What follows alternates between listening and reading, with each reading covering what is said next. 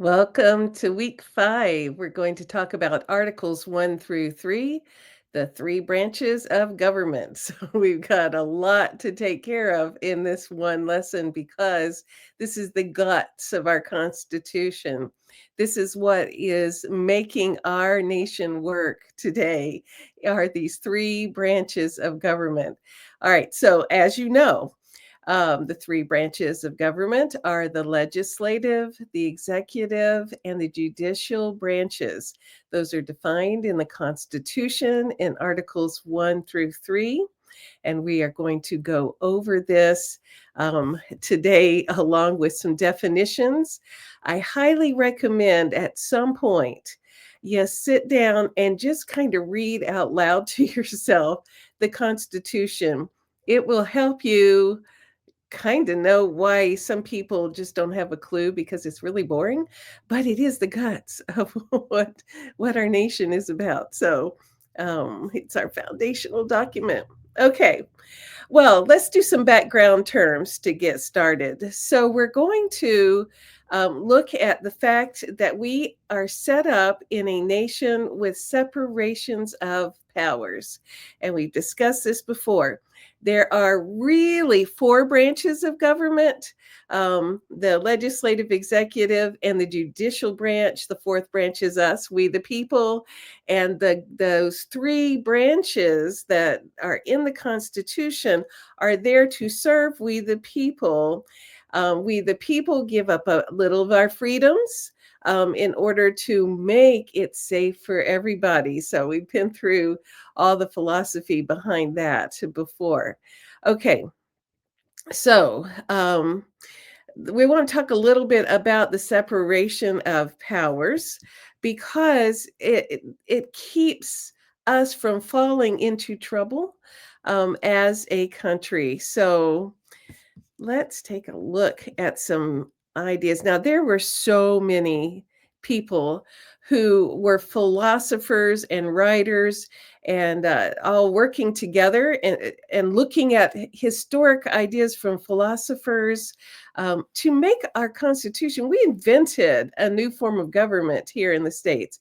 But as far as the separation of powers, there were three major influences, and those happened to be the French philosopher Montesquieu. So he wasn't there at Constitution Hall or anything, um, but he wrote in 1748. So he was around the same time as John Locke, and he came up with the idea of separation of powers. In a book called The Spirit of the Laws, Montesquieu said that the forms of government will not by nature stay free, because some person is going to try to rise up and abuse power and take it as far as it will go. So even good governments have to have limits. So power needs to be checked by power. He said, in every government, there are three sorts of power: the legislative, the executive, in respect to things dependent on the law of nations, and the executive in regards to matters that depend on civil law. And so he was defining the branches of the legislators making laws, executive is enforcing laws, and then there was a depending on the law implied judicial. Okay. Um, he said if two of those three got united in one person, there would be no liberty because that person will exercise tyranny. All right, so next in our picture here, we have John Adams. And Adams built on the ideas of Aristotle. So Aristotle had said, in a monarchy, there's a rule by one, and a monarchy degenerates into tyranny. And, they fought a revolutionary war about that one.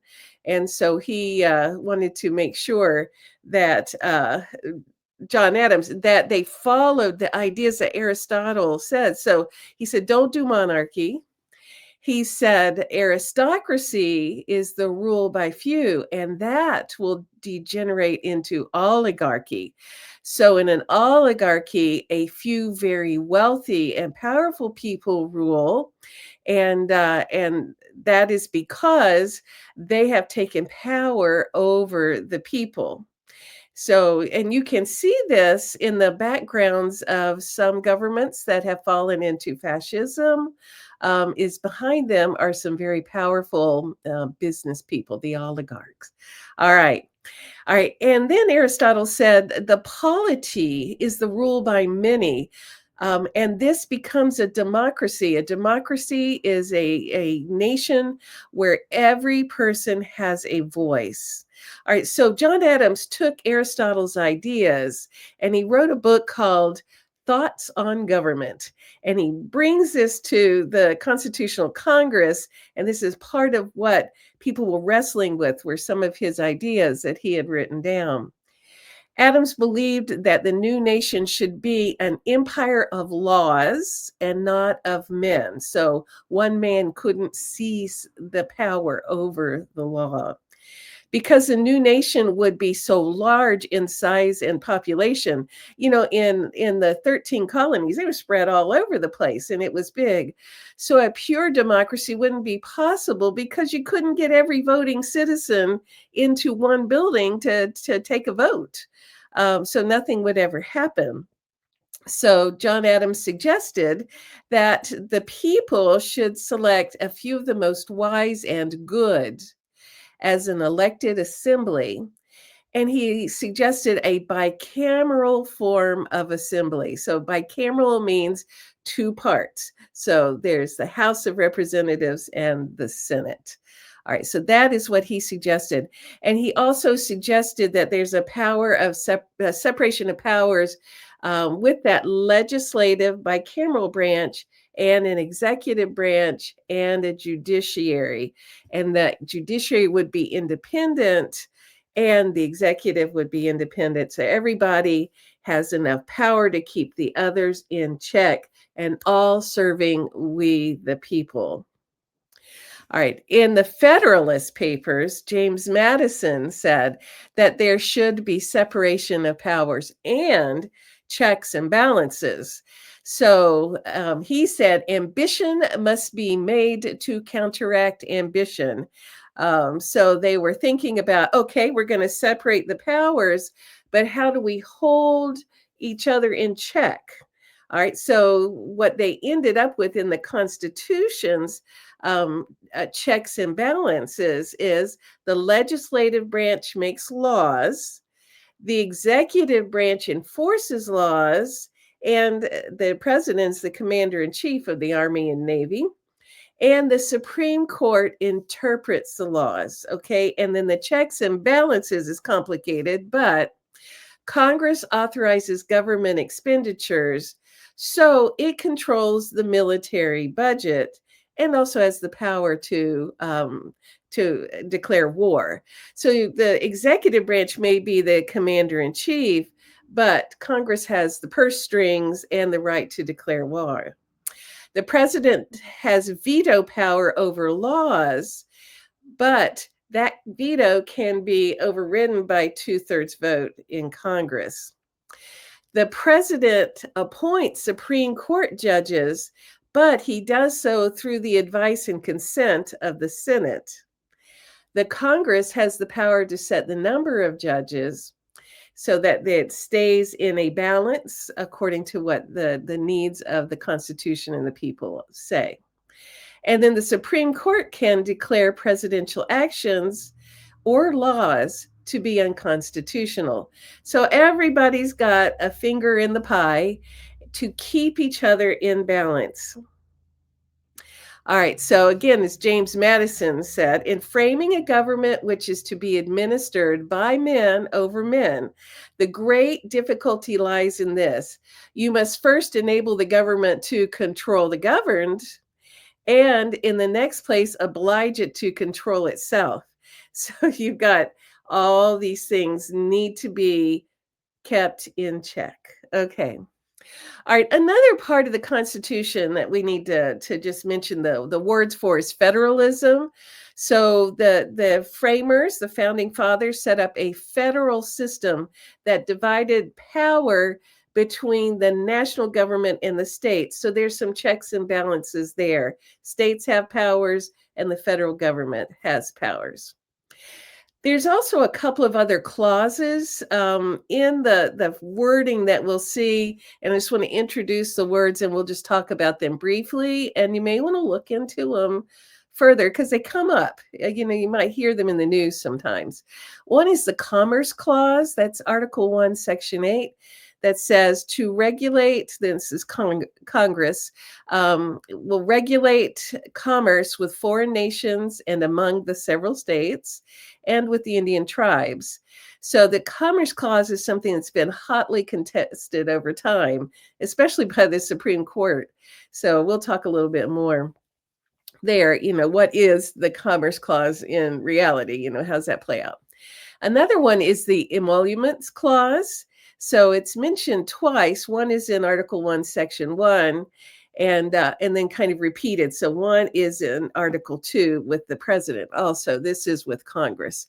And so that Emoluments Clause says, let's see, it's also called the Title of Nobility Clause because the Constitution prohibits any person holding a government office from accepting any present emolument, office, or title from any king, prince, or foreign state without congressional consent. So let's say, they wanted to make you honorary, king of the Bahamas, for a week. You can't do that without congressional permission. But also you can't receive an emolument from another country or state. And that's an emolument is a gift or money or fee for doing something. And so the Emoluments Clause comes up sometimes.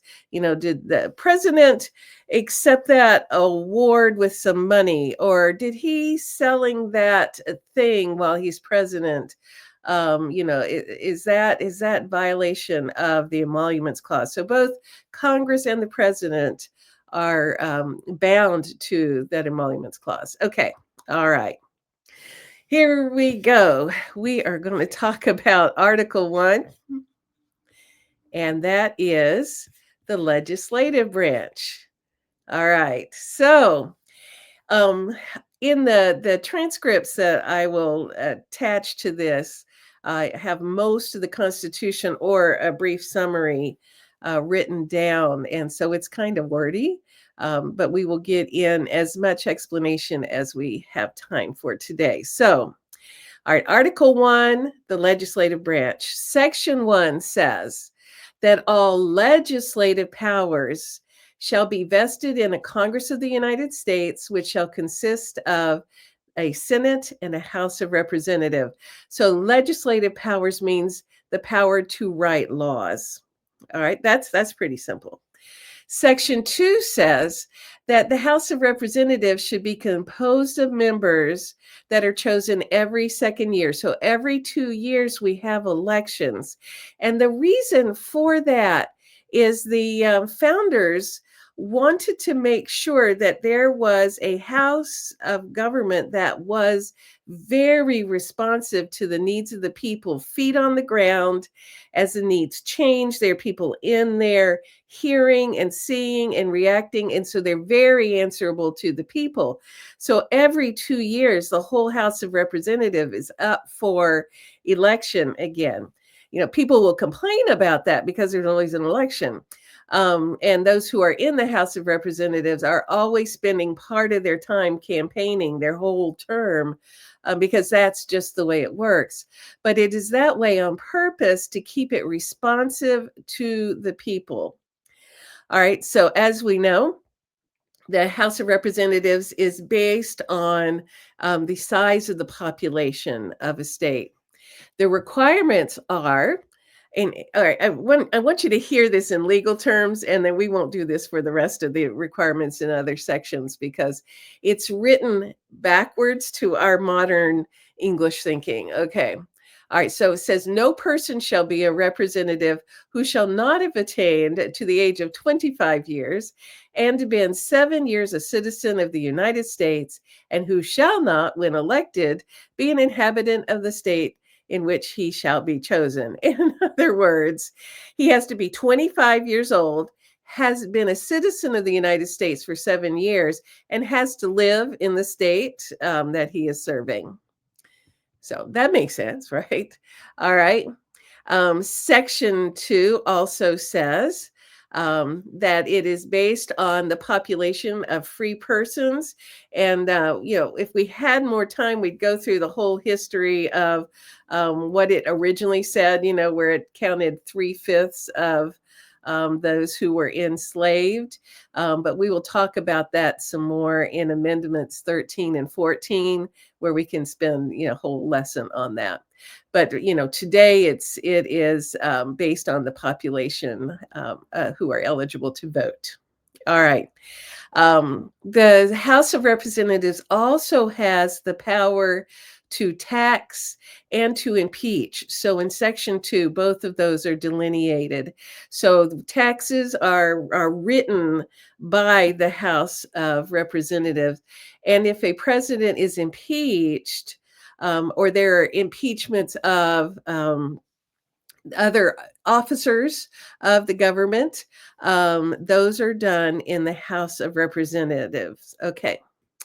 All right. Section 3. The Senate of the United States shall be composed of 2 senators from each state. And originally it was chosen by the legislature of each state, but now it is voted on. So we can note that later in the amendments. Senators are chosen for terms of 6 years. So the Senate is expected to be cooler headed, thinking more deeply, more long term. How does this affect the nation as a whole as bills come to them? So the joke is that that the Senate is the place where good bills go to die, because they are supposed to go slowly. And if you follow a bill through Congress, you will find that very often it takes a long time to get things out of the Senate and actually voted on. The requirements are they have to be 30 years old and been 9 years a citizen of the United States, and have to live in the state for which he shall be chosen. So he has to actually live in the state he's serving. The Vice President of the United States is also the President of the Senate, but he has no vote. Unless they're evenly divided on a vote, so they need a tiebreaker. The Senate chooses a president pro tempore. That is somebody who stands in the absence of the vice president. So very often the vice president is not sitting and listening to the Senate do its work, and the president pro tempore is doing that. And you watch the news, and the powerful person in the Senate is usually the president pro tempore. All right. The Senate has the sole power to try all impeachments. So if a president or an officer of the government is impeached by the House of Representatives, if they get through that impeachment process, it comes to trial in the Senate. And so the Senate is like the court. Okay. And in fact, the Chief Justice of the Supreme Court presides if the president is being tried. He is only convicted if there are 2/3 of the members present. So you can't have people missing from the trial and there be a conviction. Interestingly, if a president is convicted or another officer of the government is convicted, the impeachment then goes into effect, and that person is removed from their office, and they are disqualified from choosing any other office and serving there. They can't hold any more government offices. All right.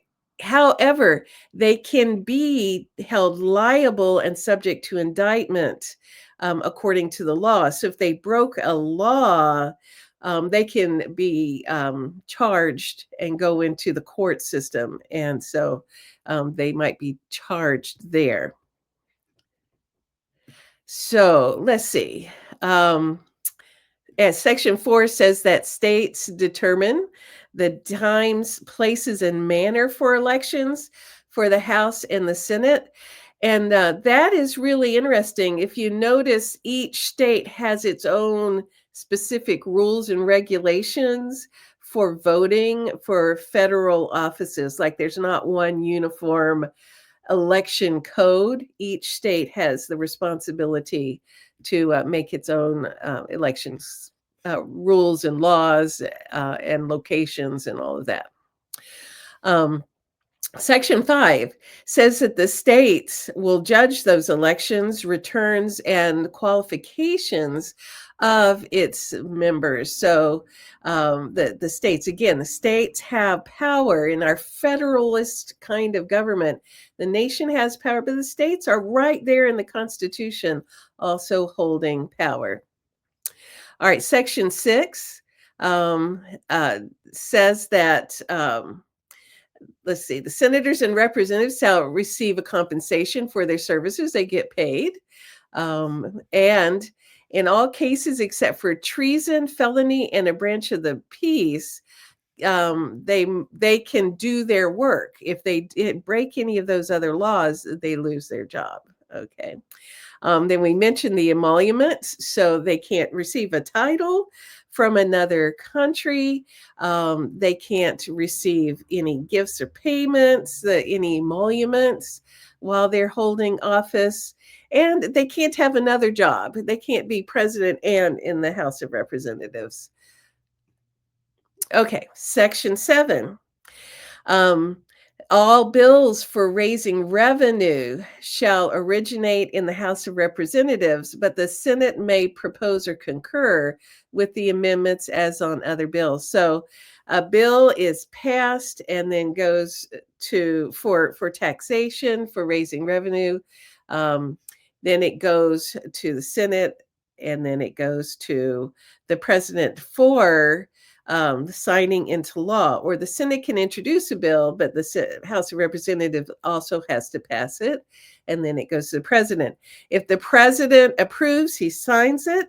If he does not, he vetoes it and sends it back into the Congress, and they have his suggestions that he would like, and they go round and round. And if they get 2/3 approval, then their vote overrides the president, and the bill, as they have amended it, goes into law.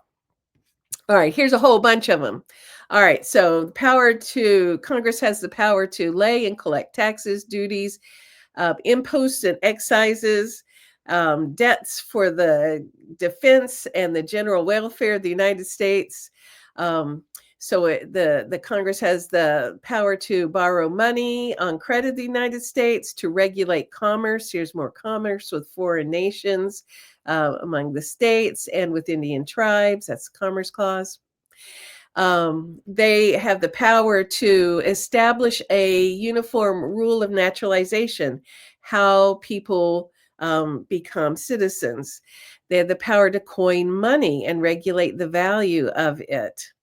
They have the power to provide punishment for counterfeiting, to establish post offices and post roads, to promote the progress of science and useful arts, to constitute tribunals inferior to the Supreme Court, to define and punish piracies and felonies committed on the high seas, to declare war, to raise monies to support the Army, to maintain the Navy, to make rules for the government and regulation of the land and naval forces, to provide for calling forth the militia to execute the laws of the nation, to suppress insurrections and repel invasions, to provide organizing, arming, and disciplining the militia, So to make any other laws necessary and proper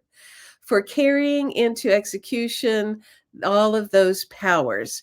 So they sometimes you hear people fussing about was that a necessary and proper law for executing the powers of government? And so that's that necessary and proper terminology that you hear sometimes. All right, section 9. I know this is the longest one. Okay, is the Article 1 with the legislatures. All right, so section 9 talks about the habeas corpus. So habeas corpus cannot be suspended unless in cases of rebellion. So habeas corpus means you have a right to know why you're being tried and to have a trial. Um, let's see. I'm going to skip over the rest of that. Okay. And section 10 is states can't enter into treaties without approval of Congress. So and also here's a good one. They can't authorize privateers or impose duties without approval of Congress. So literally, they're not allowed to authorize privateers. So those are like government sponsored pirates. All right, so have to have approval of Congress to do that. All right, Article 2, the executive branch. So the longest article was Article 1 because it was so important. They were inventing this. They were making a new thing. And so the government wanted to make sure that this actually happened. Okay. All right. So next we have the executive branch. Okay. Article 2.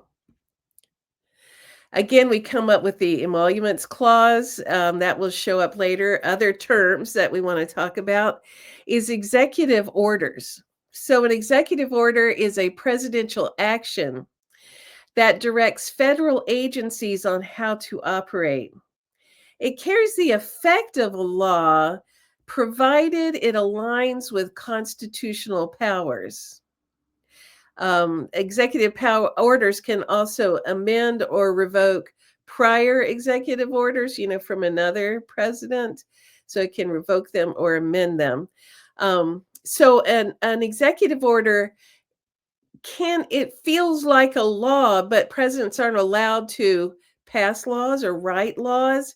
But these orders, what he's doing is he's telling his departments that are part of the executive branch how to do things.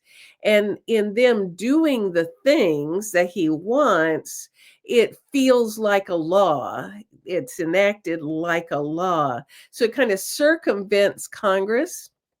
However, executive orders are very temporary. They're only really in force until the next president comes along and decides to keep it or toss it, or it gets bumped over to the Supreme Court, and the Supreme Court says that doesn't align with the Constitution. It gets tossed.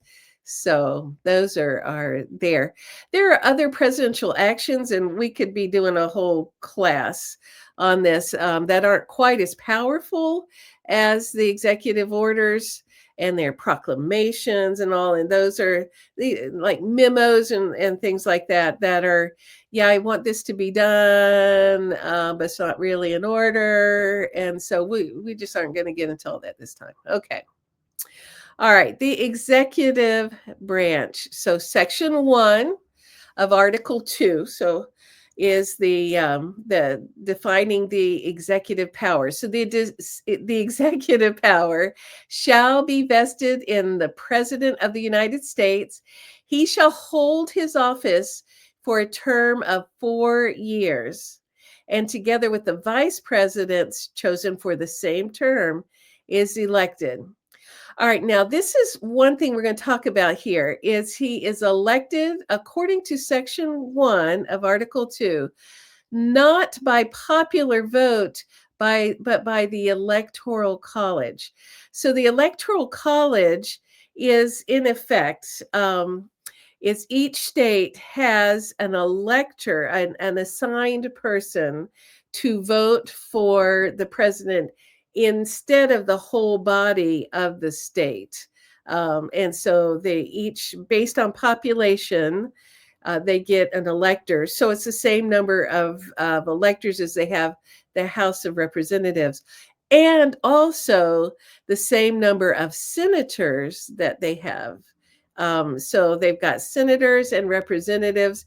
So, like if you were in a state with 10 representatives and two senators, you would have 12 electors. Those electors are officially the ones who make the votes for the president. The way it plays out in day to day is in the popular vote. People vote and for a certain candidate, and then that candidate has assigned electors that they are supposed to, um, vote according to the population's complicated. In reality, most states have what they call a winner takes all. So the states vary a little bit, but mostly it's a winner takes all. So let's say, John Smith was running against John Doe, and John Smith got 12 electors, and John Doe got 10 electors. In reality, all of John Doe's electors, because he didn't get enough votes, would go over to John Smith. All right, then what happens when all of the electors are chosen and it's ready to be official? The electors meet in their states.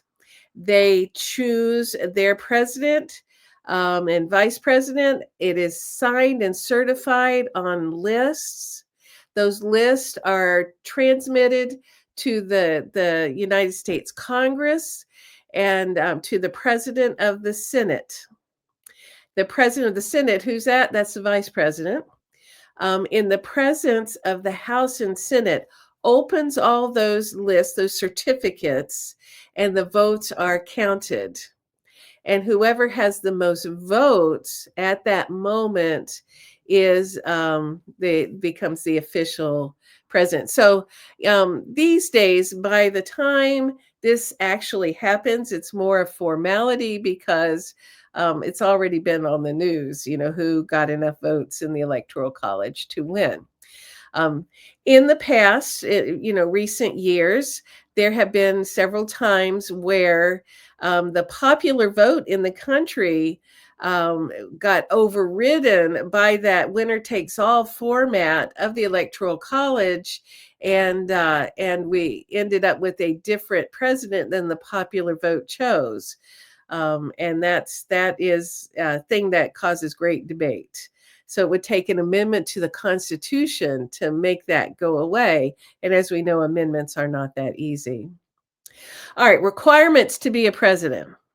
All right, president must be a natural born citizen, and he has to been living for 14 years in the United States. So he couldn't have been born in the United States and lived in, like the mission field in Africa somewhere, and then come home 2 years before the election and run for president because he has to be living here for 14 years. President has to be 35 years old. All right, so let's see. During the time as president, the president shall not receive any emolument from any United States, any of the states, or states foreign. Okay, and this is the only office that has a required oath to swear. But on entering the execution of his office, the president shall take this oath. So the executive office, our founding fathers were so nervous about having an executive because they had been through such tyranny with the King of England that they were terrified. They wanted to make sure that whoever takes this executive office remembers that he has limits on himself. So they require this oath, and it says, I do solemnly swear or affirm that I will faithfully execute the office of President of the United States and will, to the best of my ability, preserve, protect, and defend the Constitution of the United States. Like that's again, over and over, we see the founding fathers wanted everyone to make sure that our primary document, our power, the thing that makes America work is the Constitution. And the president's job is to preserve, protect, and defend the Constitution. That's the guts of his job. Okay. All right. Article 2, Section 2. The president is the commander in chief of the Army and the Navy and the militia of the several states. When called into service of the United States, so in other words, when they're in action, he's the commander in chief. He has the power, with the advice and consent of the Senate, to make treaties. So they need 2/3 of the senators to concur. He can appoint ambassadors, again, with the advice and consent of the Senate, along with justices of the Supreme Court and other officers of the United States. And so those are, department heads or anything else that needs the Senate's approval, the advice and consent of the Senate. Okay. All right. So Article 2, Section 4 says the president, the vice president, and all civil officers of the United States shall be removed from office on impeachment for and conviction of treason, bribery, or other high crimes and misdemeanors. So, in other words, you do something wrong and you are liable for impeachment. All right. So that's much shorter. The executive branch is, do your job, defend the Constitution, and if you're bad, you're impeachable. Okay. All right. Let's talk about Article 3, the judicial branch. All right. So as you can see on our picture, equal justice under law is there on the cap of the Supreme Court building. Here's some terms we need to know and some background information. And if you have time to dig around some more, I will put links to some videos about these things because there's so many interesting stories and philosophies of how the Supreme Court does its work. But we just can't cover it all in an overview. All right. So, terms that we should know, one is judicial review. So, the Supreme Court has the power to review the constitutionality of acts of national and state governments. So our national laws and state government laws, the Supreme Court has the power to review and say, this is constitutional, this is not constitutional. However, interestingly, that word judicial review is not in the Constitution. It's implied in there when you read it, if you can read, legalese. But where that term judicial review comes from is from the Federalist Papers, where Alexander Hamilton wrote that it was the primary job of the Supreme Court to make sure that the other branches of government and the states were staying aligned with the Constitution. So you could spend whole classes on that. Another interesting one is, the seasons kind of change on how the different Supreme Courts interpret the Constitution. So we mentioned the commerce clauses. So what is commerce? That Congress regulates commerce between the states and the Indian tribes and all that. So the Supreme Court for a few years, so between the 1930s and the 1990s, so 60 years, were falling into a doctrine called the preferred position doctrine. And I don't even know enough legal terms to tell you why it was called that. But anyway, during that time, They upheld laws regulating economic and commerce related activity. So based on the Commerce Clause, they were holding the Commerce Clause really, really highly, even over the Bill of Rights. This was helpful in the child labor laws that were passed to try to protect children because they protected children under the Commerce Clause. Children were working in dangerous conditions. They were working instead of going to school. And so the Supreme Court really said, no, we're going to protect children, but it is a Commerce Clause thing. But a sad, I think, a sad story. It's like, why does the Commerce Clause need to cover this one? Back in the 1930s, a farmer called Robert Filmer grew wheat, and he grew wheat on his small farm for his cattle only. And he fed the wheat to his cattle. He didn't sell it, but it was during the time where trying to recover from the Great Depression, there were rules that farmers could only grow X amount of wheat to try to keep the wheat prices at a higher and more stable place. And so he got in trouble for violating the Commerce Clause by growing too much wheat on his farm, even though he wasn't selling it. And that case went all the way to the Supreme Court in 1942. So it took a minute to get there.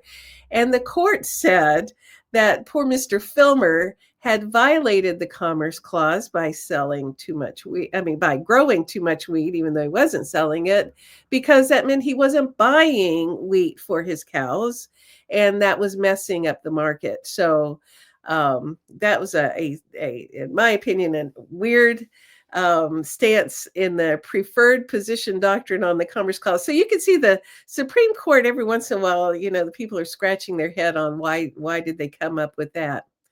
All right. There are times where the Supreme Court has found laws unconstitutional. So it goes in phases, sometimes more and sometimes less. So between 1803 and 1857, the Supreme Court only struck down two federal laws, so that around 50-year period.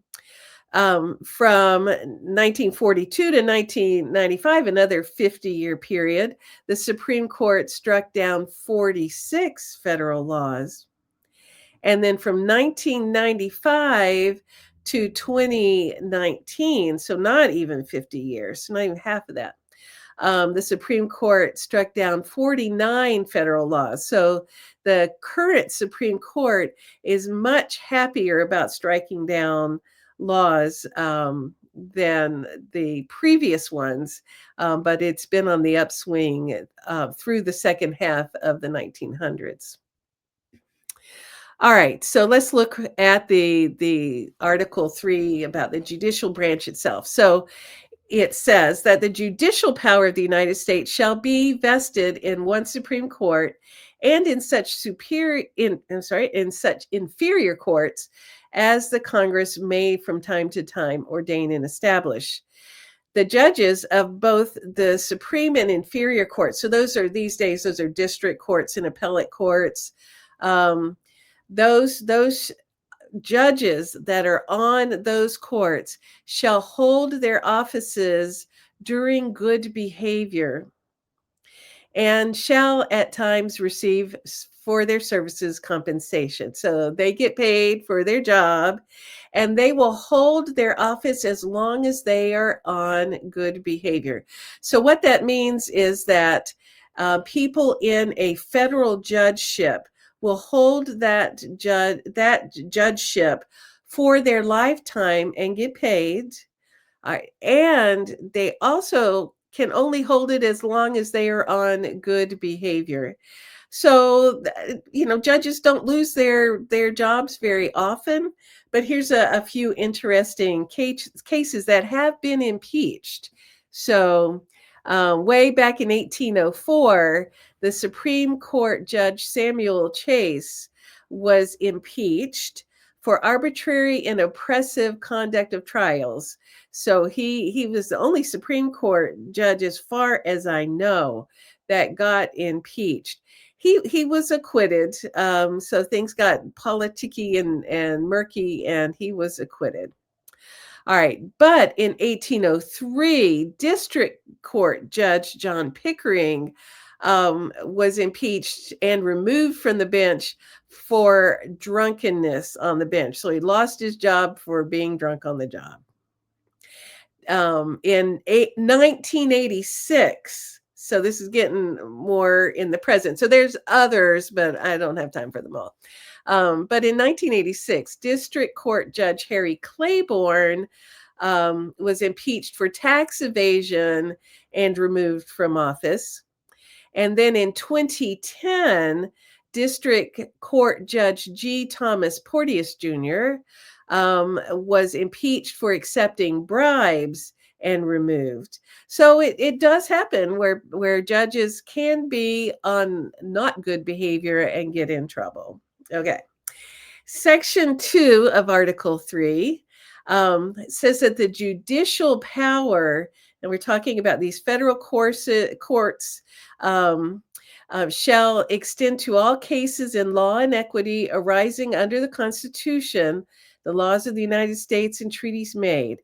So that they are looking at federal related things, okay? Laws that were made, treaties that are made, and those are based in federal situations.